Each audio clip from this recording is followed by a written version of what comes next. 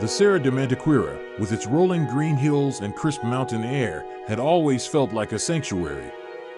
It was here, in the heart of Gonçalves, that the dream of Koba House began. The clients had a deep connection to this land, a 9.14-acre plot perched at 4,757 feet, with a slope so steep it seemed to fall away into the clouds.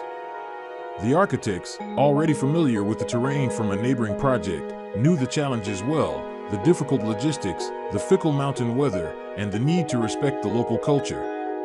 They weren't just building a house, they were weaving a new thread into the fabric of the community.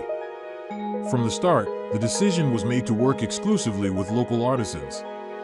The general contractor, a man who lived just down the road, became a key collaborator, his deep knowledge of the land invaluable.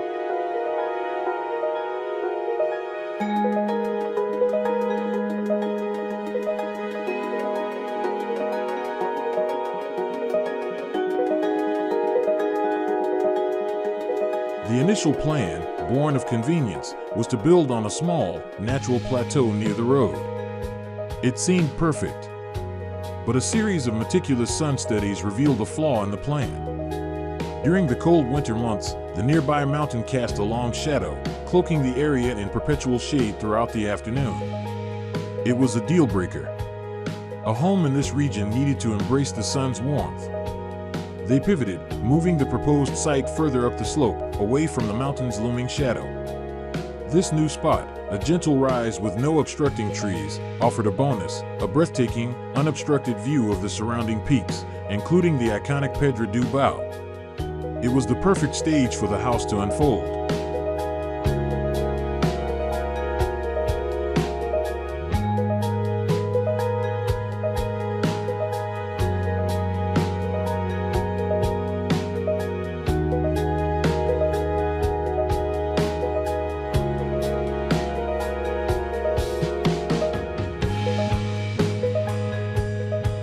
The design that emerged was a thoughtful composition of 4 distinct volumes, each with a specific purpose. The family's private spaces were contained in the first, a sanctuary of rest and retreat. A second volume was dedicated to guests, offering a separate but equally comfortable haven. The third volume, The Beating Heart of the Home, was a striking, open-plan space that connected the 2 private blocks.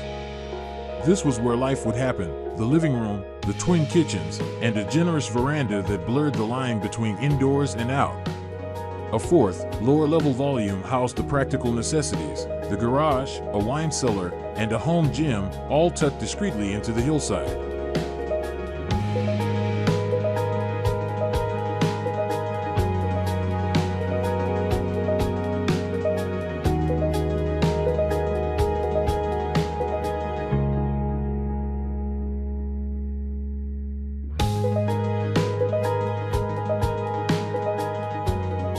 The central concept was elegant and profound: a single, expansive wooden roof hovering effortlessly over 2 solid, clay volumes.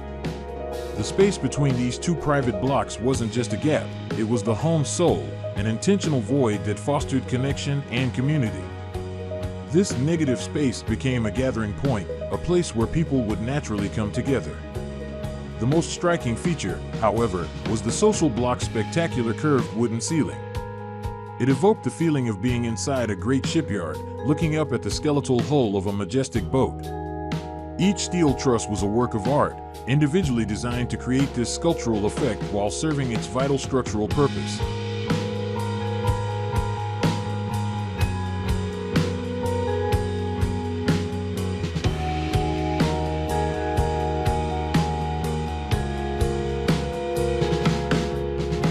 The final result was a masterful blend of old and new, a testament to collaboration and thoughtful design. The construction was a hybrid system, combining the warmth of timber with the strength of steel, the sturdiness of ceramic masonry with the durability of reinforced concrete.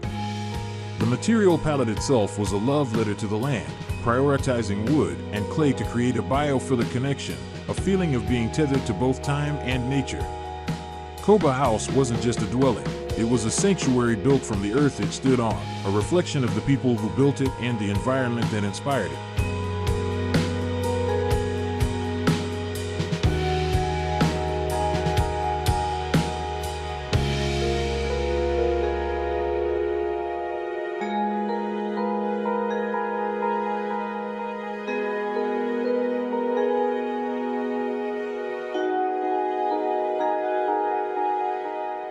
That's all for now, everyone.